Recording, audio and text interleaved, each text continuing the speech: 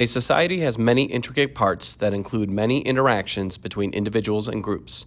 In particular, an economy includes many different people with their own goals and motivations.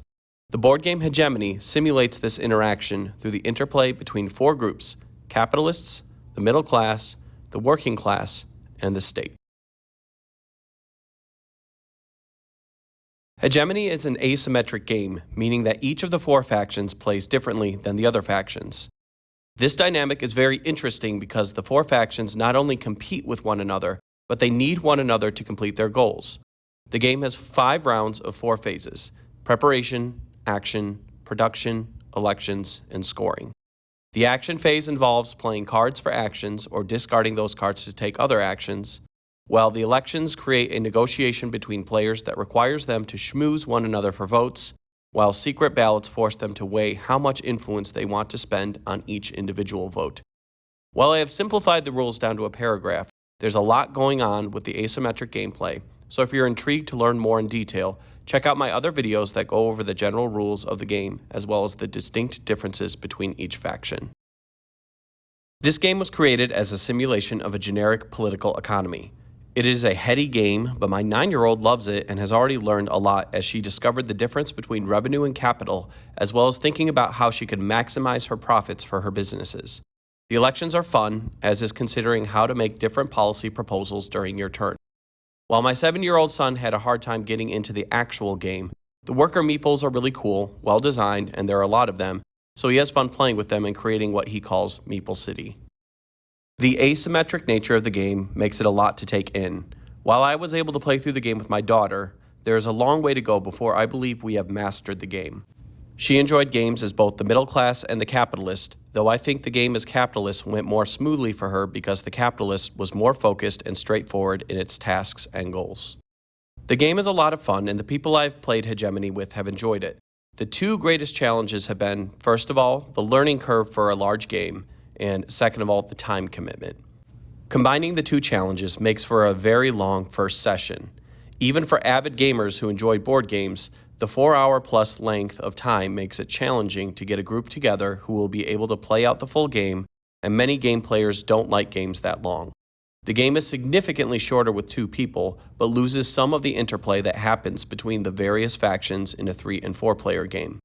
The gameplay moves quickly and smoothly once you have a handle on the rules, which themselves make a lot of sense since they are based on what really happens in society.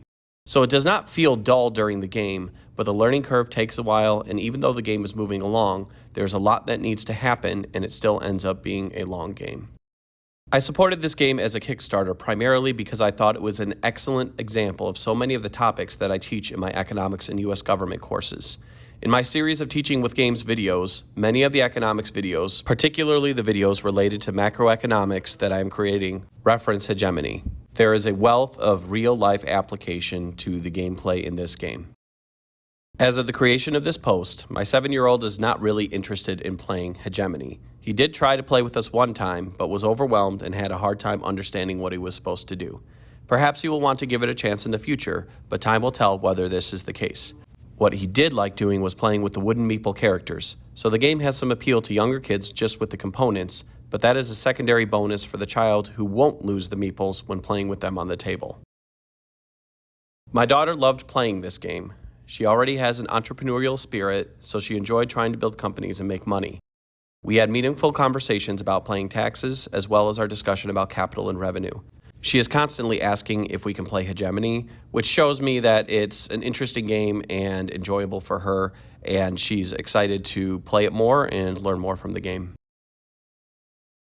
I have spent a lot of time playing the game Hegemony and creating videos about the game in the hope that others would discover this game and be able to experience it as well.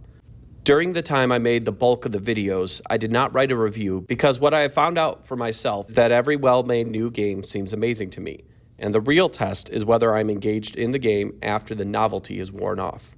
I took a break from Hegemony for a couple of months and have circled back to it, and here are my thoughts after picking it up and playing it again.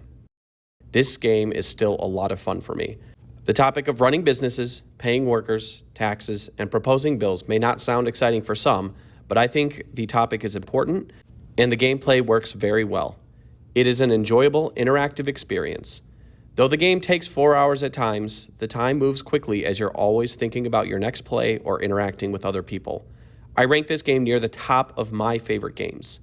For people like me, you will absolutely love this game. That being said, the challenges I mentioned earlier are very real. If the rules, learning curve, or length of time would keep this game from coming to the table, it wouldn't make sense to get it. The game plays best at 4, but still works really well at 3, and it's a pretty good game at 2 as well. And if someone owns the Kickstarter version of the game, or the Crisis of Control expansion, they have the materials to play Automas for all of the factions except the state. The Automas add more levels of complexity that are higher than the base game, which is something that a person interested in them should weigh with this game. Part of me thinks a digital version of the game with AI for the opposing players would be nice so it could be played for a while and saved, but the best part of this game, the elections, and the interplay between 3 or 4 people would be lost in that setting, so it wouldn't be the same. But I digress. 2023 has been a really good year for board games, and Hegemony is one of the major players that makes this the case. I highly recommend it for gameplay and the social experience, but caution people to be realistic about their own time constraints and gaming group to decide whether it would be a good fit for them.